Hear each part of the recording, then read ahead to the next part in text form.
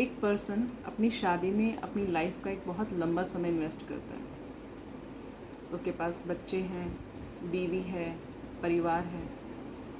He or she is surrounded by everything, but still ये सब होने के बावजूद भी still she or he has a feeling of loneliness. If you are that person, you are not alone. दोस्तों, सबसे important बात ये है कि जो ये लोनलीनेस है ना, ये अकेलेपन वाली जो बात है, ये फिज़िकल नहीं है, ये कम्प्लीटली इमोशनल है। ये बिल्कुल पॉसिबल है कि इंसान के आसपास फैमिली हो, उसके किड्स हों, सब कुछ सही है उसकी लाइफ में, वो सब कुछ भरा पूरा है उसकी लाइफ में, लेकिन फिर भी उसके अंदर एक सेंस ऑफ लोनलीनेस हो सकती है। जैसा कि मैंने पहले कहा कि जो लोनलीनेस की फीलिंग होती है ना, वो कम्प्लीटली इमोशनल होती है, उसका फिज़िकल चीज़ों से ज़्यादा कुछ संबंध होता नहीं है। लेकिन लोग इसमें बहुत कंफ्यूज हो जाते हैं, क्योंकि जब वो इस चीज़ को गहराई से नहीं समझने की कोशिश करते हैं तो निश्चित रूप से इसमें कंफ्यूज हो जाते हैं और फिर बहुत सारे गलत डिसीजन लेके और भी गलतियाँ कर लेते। बहुत बार ऐसा होता है कि इंसान अपनी इमोशनल नीड को समझ नहीं पाता है, क्योंकि बहुत गहराई से कोई चिंतन नहीं करता। लोगों के पास वक्त भी नहीं है इतना सोचने के लिए, लोग इतनी गहराई से सोचते ही नहीं हैं। तो उस वजह से लोग क्या करते हैं, ऐसे अनवांटेड रिलेशनशिप में चले जाते हैं और उन्हें बहुत ही लंबे समय के बाद, जब वो बहुत एक्सप्लॉइट हो जाते हैं उस रिलेशनशिप में। एक्सप्लॉइट मैं इसलिए कह रही हूँ क्योंकि ये ज़रूरी तो नहीं है ना कि सामने वाला जो इंसान है वो भी आपकी इमोशन नीड को पूरा करने आया हो सकता है उसके जो इंटेंशंस हो वो कुछ और हो।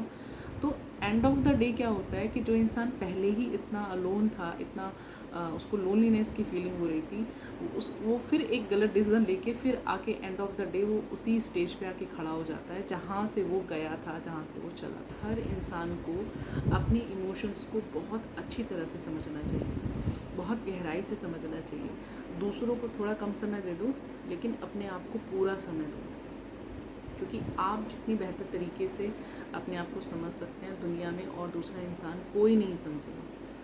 तो जब भी आप अपने आप को बहुत बेहतर तरीके से समझते हैं तो किसी भी इंसान के लिए पहली बात तो आपको ये होगा कि आपको अपनी इमोशनल नीड्स पता होंगी।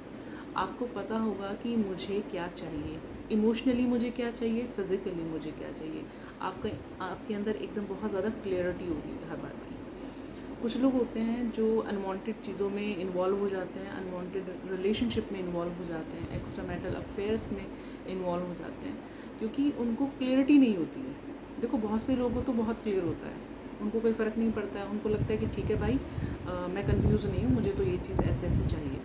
लेकिन कुछ लोग होते हैं कि उनको तो क्लियरिटी नहीं होती इस बात की, और वो उस कन्फ्यूज़न में ही रहते हैं, उस डिलेमा में ही वो क्या करते हैं कि बहुत सारे ऐसे डिसीजन ले लेते हैं जो पहले से ही लाइफ ख़राब चल रही थी और भी ज़्यादा वर्स्ट कंडीशन जो है अपनी लाइफ में वो क्रिएट कर। तो पहली बात तो हमें ये समझनी है कि हमें इमोशनली अपने आप को बहुत अच्छी तरह अंडरस्टैंड करना है। हमें बिल्कुल ये पता होना चाहिए कि हमें क्या चाहिए इमोशनली। उससे क्या होता है, एक तो आपके अंदर वो स्टेबिलिटी आती है, ठीक है। कोई भी आपके सामने कुछ भी मौका फेंक रहा है तो आप भाग के जो है दौड़ने लग जाएंगे उस इंसान के पीछे या उस अपॉर्चुनिटी के पीछे कि भाई मुझको तो यही चाहिए था, क्योंकि मुझे तो खुद पता ही नहीं है कि मुझे क्या चाहिए, तो जो भी मुझे जो दिखा दे रहा है मुझे लग रहा है यही मेरे लिए बेस्ट है। इमोशनली बहुत स्टेबल होते हैं तो आप कैपेबल होते हैं अपने लिए सही डिसीजन लेने में। कोई भी इंसान आपको मैनिपुलेट नहीं कर सकता, लेकिन जब आप कंफ्यूज होते हो, जब आपको अपने इमोशंस के बारे में सही नॉलेज नहीं होती कि मुझे चाहिए क्या, तो कोई भी इंसान जो है उस चीज़ को अच्छी तरह समझ लेता है। ख़ासकर बहुत क्लेवर लोग होते हैं जो समझ जाते हैं इन चीज़ों को और उन्हें पता चल जाता है कि वो आपको मैनिपुलेट कर सकते हैं। तो आपको बहुत क्लैरिटी रखनी है अपने इमोशंस को लेकर, अच्छे से अपने इमोशंस को समझना है ताकि कोई भी इंसान आपको मैनिपुलेट ना कर सके। अगर आपको किसी को अप्रोच करना है या किसी इंसान को आपको अप्रोच करना है तो आपका फंडा बिल्कुल क्लियर होना चाहिए कि मुझे किसी इंसान से क्या चाहिए या मेरी बाउंड्रीज़ क्या। रिश्ते को ख़राब करने में बहुत लंबा समय लगता है लोगों को, बहुत सारी इन्वेस्टमेंट होती है। जैसे किसी रिश्ते को अच्छा बनाने के लिए बहुत सारी इन्वेस्टमेंट लगती है, लव लगता है, केयर लगता है, टेंशन लगती है, बहुत सारी चीज़ें लगती हैं। ऐसा ही किसी रिलेशनशिप को ख़राब करने के लिए भी बहुत सारे इन्वेस्टमेंट होते हैं और एक दिन में कोई रिलेशनशिप ख़राब नहीं होता। पहले बहुत सारी वार्निंग दी जाती है, पर जब सामने वाला इंसान उन वार्निंग्स को पूरी तरह से नेगलेक्ट करता रहता है और अपने अंदर कोई इम्प्रूवमेंट नहीं करता, तो एंड ऑफ द डे आके बिल्कुल क्या हो जाता है, एक साइलेंस हो जाता है उस रिलेशनशिप में।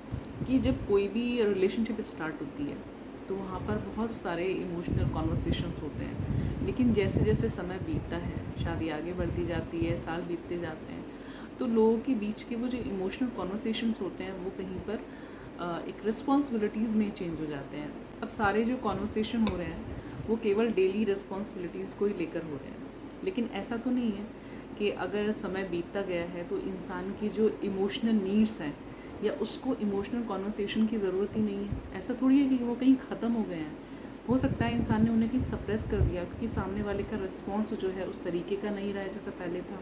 कोई भी रिलेशनशिप हो या चाहे मैरिज हो, उसमें लोग अपने इमोशन को सप्रेस करते हैं क्योंकि वो चाहते हैं कि कोई कॉन्फ्लिक्ट क्रिएट ना हो। अधिकतर मैरिजेस में अफेक्शन और एप्रिसिएशन दोनों की बहुत ज़्यादा कमी होती है। किसी इंसान को ये फील हो रहा है कि यार क्या मैं भी सिचुएशन से गुजर रहा हूँ, तो चलिए उसके सिम्टम्स भी देख लेते हैं। If you are feeling unheard, मतलब आपको लग रहा है कि इस रिश्ते में, इस शादी में, इस रिलेशनशिप में मुझे कुछ सुनने वाला ही नहीं है। दूसरा, आपको अपने पार्टनर से कॉन्वर्सेशन करना अच्छा नहीं लगता, you are avoiding conversation with. आपको अपने पार्टनर के साथ टाइम बिताना अच्छा नहीं लगता है, पर आपको सोशल मीडिया पर टाइम बिताना बहुत ज़्यादा अच्छा है। अपने पार्टनर को छोड़कर दुनिया के हर इंसान से बात करने में आपको आनंद आता है। अगर ये सारे सिम्टम मिल रहे हैं ना, तो बहुत ज़्यादा पॉसिबिलिटीज़ हैं कि आप भी इस दौर से गुजर। तो हो गई सारी प्रॉब्लम्स की बात। अब आते हैं समाधान पर।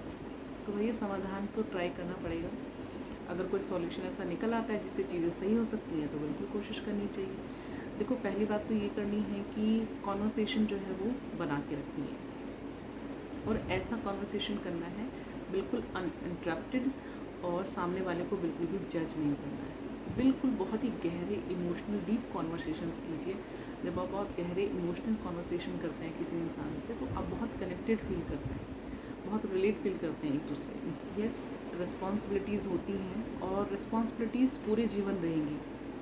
जब तक आप मरेंगे ये रिस्पॉन्सिबिलिटीज़ आपका पीछा नहीं छोड़ने वाली है। तो इसका मतलब ये नहीं है कि आप सारी उम्र सिर्फ रिस्पॉन्सिबिलिटीज़ को कंधों पे रख के नहीं निकालते। लाइफ को एंजॉय भी तो करना है ना, लाइफ को जीना भी तो है ना। कोई इंसान भी आपके साथ जुड़ा हुआ है। अगर लाइफ को आपको जीना है तो थोड़ा समय निकालिए। अब आप कहेंगे हमारे पास में टाइम नहीं है, भाई सबके पास में टाइम होता है। जो इंसान टाइम निकालना चाहता है ना किसी चीज़ के लिए, तो टाइम ज़रूर निकलता है। और अगर आपको रिलेशनशिप के लिए टाइम नहीं निकालना है तो फिर आप खुश नहीं हो, पीसफुल नहीं हो माइंड से, तो ऐसी रिस्पॉन्सिबिलिटी को निभा के आपको करना ही क्या है? ऐसे पैसे को बचा कर आपको करना क्या है? आप सोच रहे हो कि आप जाके 50 साल में, 55 साल की उम्र में, 60 साल की उम्र में जाके आप लाइफ को एंजॉय करने वाले हो, तो पहले तो वहाँ तक पहुँचोगे नहीं, यही नहीं पता है। फिर पता नहीं हेल्थ इश्यूज़ रहेंगे, क्या लाइफ रहेगी, क्या उस वक्त की सिचुएशन होगी, आपको खुद नहीं पता है। तो जो चीज़ें जिस मोमेंट पे आपको मिल रही हैं, लाइफ आपको दे रही है, उस मोमेंट पे उसको पिक कर लो यार, उस मोमेंट पे उसको एंजॉय कर लो। एक रिलेशनशिप के ख़राब होने की सबसे बड़ी पहचान होती है उस रिलेशनशिप का साइलेंस। अगर दो लोगों के बीच में साइलेंस आ गया ना एक रिलेशनशिप में, चाहे वो शादी हो, कोई भी रिश्ता हो, तो समझो कि वो रिलेशनशिप ख़त्म है। अगर मान लो वक्त निकल गया ना दोस्त, अगर वक्त निकल गया और आपने तब कितना भी अच्छा करके चीज़ों को सही करने की कोशिश की, तो उन चीज़ों को सही करने का कोई फ़ायदा नहीं होने वाला।